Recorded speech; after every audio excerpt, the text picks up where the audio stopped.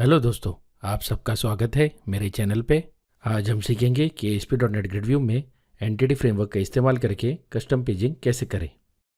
आगे बढ़ने से पहले आप सभी से निवेदन है कि आप मेरे चैनल को सब्सक्राइब करें और बेल आइकन दबाना ना भूलें।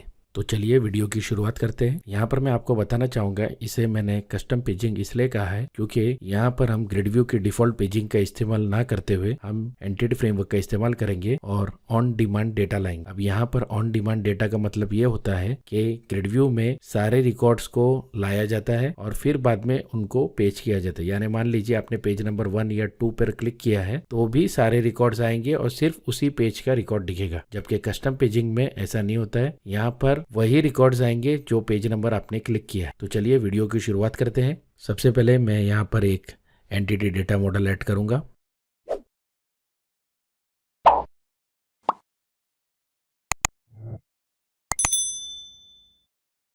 उसे नाम मैं कस्टमर्स दूंगा।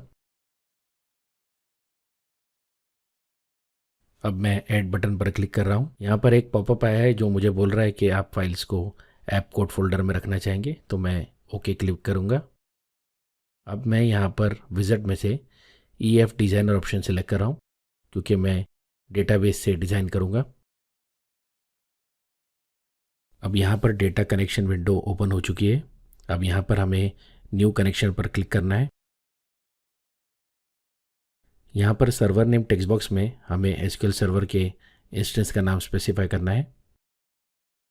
यहाँ पर मैं ./SQL 2014 लिख रहा हूँ। डॉट इसलिए क्योंकि मैं इसी मशीन के SQL सर्वर को कनेक्ट कर रहा हूँ। आप मशीन का नाम भी स्पेसिफाई कर सकते हैं, आप IP एड्रेस भी डाल सकते हैं अगर आपकी मशीन रिमोट है तो। आप यूज़र नेम पासवर्ड डालने के बाद मैं डेटाबेस सेलेक्ट कर रहा हूँ। यहाँ पर मैं नॉर्थविंड डेटाबेस का इस्तेमाल करूँगा। नॉर्थविंड डेटाबेस की सारी जानकारी के लिए आप राइट हैंड साइड में दी गई लिंक पर क्लिक कर सकते हैं और वीडियो में जानकारी हासिल कर सकते हैं। अब मैं टेस्ट कनेक्शन करूँगा जिससे कि वेरीफाई हो जाए मेरी कनेक्शन डिटेल्स करेक्ट है, और आप देख सकते हैं कनेक्शन सक्सेसफुल हो चुका है। अब मैं ओके बटन पर क्लिक कर कर आगे बढ़ूँगा। अब आपको यहाँ पर ऑप्शन मिल रहा है कि आप कनेक्शन स्ट्रिंग का सेंसिटिव डेटा हाइड भी कर सकते हैं, तो फिलहाल आगे बढ़ रहा हूँ। अब यहाँ पर मैं एंटिटी फ्रेमवर्क 5.0 का इस्तेमाल कर रहा हूँ। मैं नेक्स्ट बटन दबा दूंगा। अब आप देख सकते हैं नॉर्थविंड डेटाबेस के टेबल्स, व्यूज़ और स्टोर प्रोसीजर्स यहाँ पर डिस्प्ले हो रहे हैं। अब मैं यहाँ पर कस्टमर्स टेबल को सिलेक्ट करूँगा क्योंकि मुझे उसी का इस्तेमाल करना है। आप देख सकते हैं मॉडल नेम स्पेस में नॉर्थविंड मॉडल डिस्प्ले हो रहा है। यही नेम स्पेस पूरे प्रोजेक्ट में इस्तेमाल होगी। अब मैं फिनिश बटन को दबा दूंगा। आप देख सकते हैं हमारा एंटिटी डेटा मॉडल रेडी है। अब हम इसे बंद कर कर आगे बढ़ते हैं।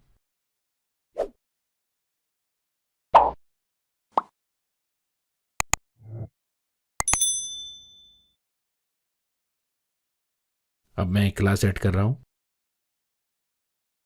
जिसे मैं नाम कस्टमर DS दूंगा। अब यहाँ पर मैं एक पब्लिक फंक्शन बना रहा हूँ जो कि एक लिस्ट रिटर्न करेगा कस्टमर क्लास ऑब्जेक्ट का। ये कस्टमर क्लास जो है वो हमारे एंटिटी डेटा मॉडल की क्लास है। अब यहाँ पर मैं कुछ पैरामीटर्स स्पेसिफाई कर रहा हूँ। स्टार्ट इंडेक्स, मैक्स रोज। यहाँ पर स्टार्ट इंडेक्स का मतलब होता है हमारे रिकॉर्ड कहाँ से शुरू होगा। मान लीजिए हमारा पेज साइज 10 है और हमें 10 रिकॉर्ड्स पर पेज दिखाने हैं, तो हम स्टार्ट इंडेक्स स्पेसिफाई करेंगे 1 और मैक्स रोज स्पेसिफाई करेंगे 10। तो इस तरह 1 to 10 रिकॉर्ड्स पहले पेज के लिए, 11 to 20 रिकॉर्ड्स दूसरे पेज के लिए। अब मैं नॉर्थविंड एंटिटीज क्लास का इस्तेमाल कर कर डेटा फैच कर रहा हूँ।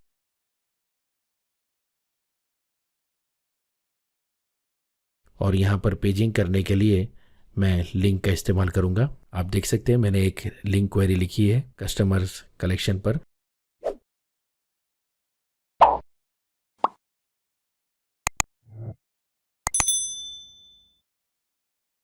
अब यहाँ पर मैं लिंक ऑर्डर बाय फंक्शन का इस्तेमाल कर रहा हूँ और लैम्ब्डा एक्सप्रेशन इस्तेमाल करके उसे कस्टमर ID के बेस में ऑर्डर कर रहा हूँ।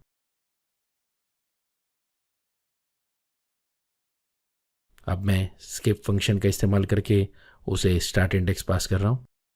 और टेक फंक्शन का इस्तेमाल करके उसे मैक्स रोज़ पास कर रहा हूँ। और फाइनली जो हमारी क्वेरी का रिज़ल्ट है उसे मैं एक जेनरिक लिस्ट में कन्वर्ट कर रिटर्न कर दे रहा हूँ।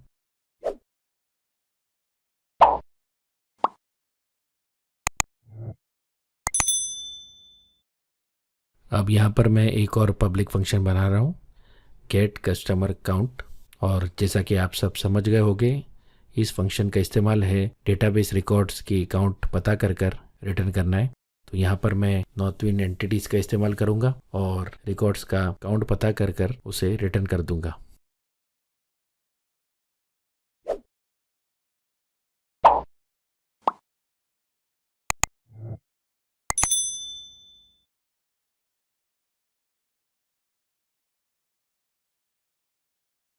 तो चलिए अब हम चलते हैं ASPX पेज पर, जहाँ पर मैंने पहले से कुछ CSS ऐड कर रखी है जो कि हमारे ग्रिड व्यू के लिए डिज़ाइनिंग में इस्तेमाल होगी।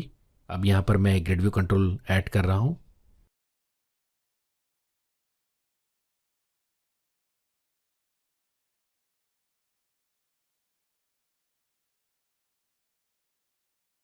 अब मैं यहाँ पर पेज साइज 10 सेट कर रहा हूँ क्योंकि मुझे हर पेज पर 10 रिकॉर्ड्स डिस्प्ले करने हैं। अलाउ पेजिंग ट्रू कर रहा हूँ। अब यहाँ पर आप सोचेंगे कि मैं पेजिंग तो ग्रिड व्यू का ही इस्तेमाल कर रहा हूँ, पर ऐसा नहीं है। ग्रिड व्यू का डिफ़ॉल्ट पेजिंग का इस्तेमाल ना करते हुए मैं यहाँ पर उस क्लास के मेथड को कॉल करूँगा जिसे हमने बनाया है ऑब्जेक्ट डेटा सोर्स का इस्तेमाल कर। अब यहाँ पर मैं ग्रिड व्यू में कुछ कॉलम सेट कर रहा हूँ जो कि बाउंड फील्ड कॉलम्स हो गए।